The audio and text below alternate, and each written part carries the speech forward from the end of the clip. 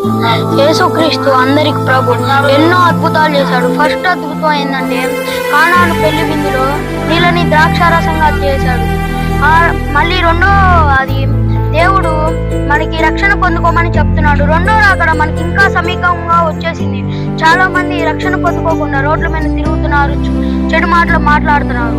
కానీ మీరు అందరూ మారు మనసు రక్షణ పొందుకోండి. దేవుడు మన కోసం చాలా సేపు రక్తాన్ని కార్చాడు, మన కోసం సిలువగానే వేయించుకున్నాడు, ముళ్ళ క్రోడతో కొట్టించుకున్నాడు, ముళ్ళ కిరీటం తలకాయ కానీ పెట్టించుకున్నాడు.